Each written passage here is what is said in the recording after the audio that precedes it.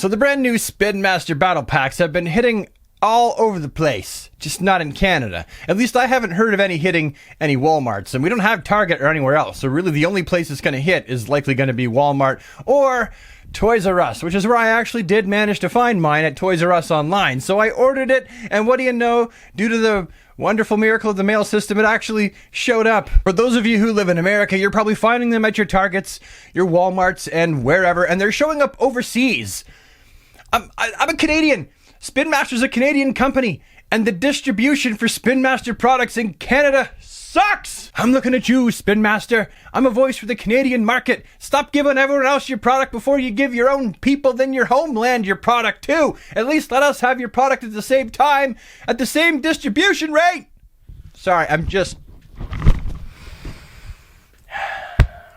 This has been bubbling up for a long time, apparently. Let's just get on with the review. So the packaging for this is pretty much the same as we've seen all over the place online. Superman in one side in a bubble and Darkseid on the other with all of their accessories smack dab in the middle. The packaging is attractive enough, and I think that Spin Master does a fantastic job of making sure that these stand out like a sore thumb on the toy shelves. The back of the packaging, just like all the rest of the Spin Master figures, it's got digital images, not the actual figures in question, Superman and Darkseid, and then there's all that gobbledygook and stuff and bits and pieces down the bottom that nobody ever reads. Seriously, it could say anything, and you would have no idea what it says.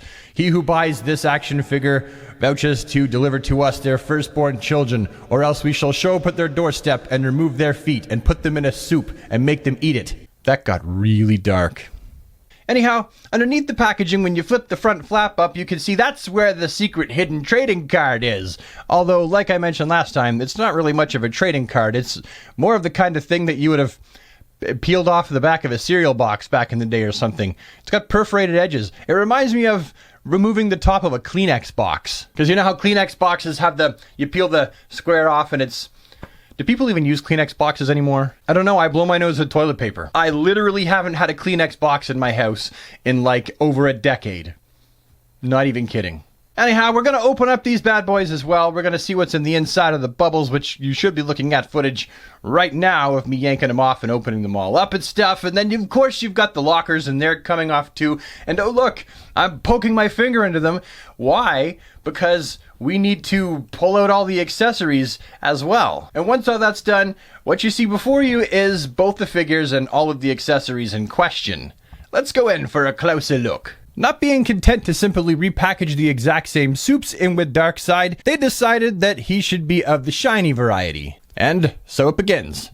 My stupid need to collect every stupid shiny variant from the stupid action figure line. Not only is the blue a sparkly shiny variant, but the red is brighter and glossier too. Still, they missed painting his belt buckle yellow, and unfortunately for me, Superman's boot tops are kinda sloppy, and there's a paint blemish on one of his cuffs. Because I always get the paint blemishes.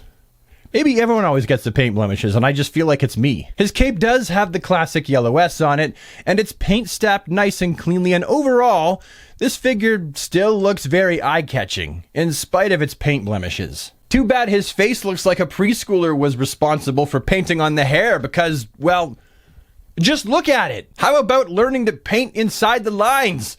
And what's with that Rambo scar on his cheek? Seriously, his spit curl and his sideburns all look like someone just dunked his head in the black paint and said, "There, I got it painted." But like I said, in spite of that, I actually like the figure, and a simple head swap would fix this. Although, the reality remains, I should never have to do a head swap just to make the figure not look screwy right out of the box. As for Superman's accessories, he got pretty much the same ones as he got in the single pack. He got the chest piece, he got the really gigantic, awkward heat vision that sits on top of his head, and he got the handheld kryptonite. I think that's what it is. Does it even matter? It's a weird accessory. Who cares what it is? Darkseid, on the other hand, which is the reason why I bought the battle pack in the first place, is much more pleasing. He's big and imposing in comparison to the last set of Krypton, but not so big that he looked weird standing with Soups.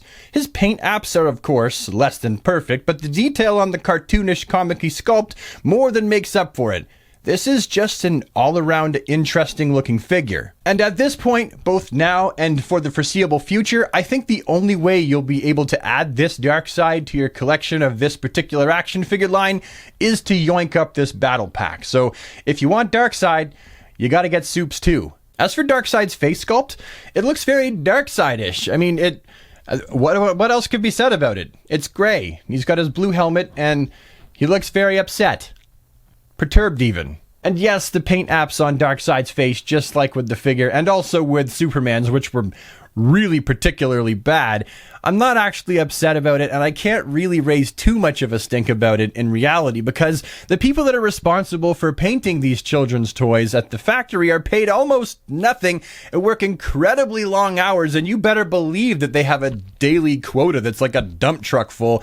So the person that's responsible for painting the heads of these figures, whichever figure it is, probably only has the unit in their hand from anywhere from, I don't know, 10 to 30 seconds, and then it gets passed along the line. I'm assuming that's how this whole thing works, so I don't demand perfection. As for Darkseid's accessories, he comes with 3 of them. He comes with a big old red sword, and then he comes with his, what does he come with?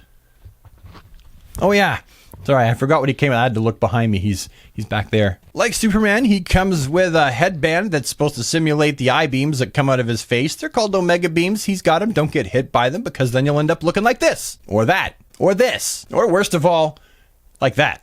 And he also comes with this great big gauntlet. Kind of looks like they're trying to rip off the Infinity Gauntlet just a little bit. It's funny how you put the gauntlet on his hand is he holds it like a gun. The same way that Superman holds the weird kryptonite thing. For comparisons, here's Superman alongside some other Superman figures that I figured would be a reasonable figure to compare them to, not because of their size, but more because they're other children's toy Superman figures from the ages.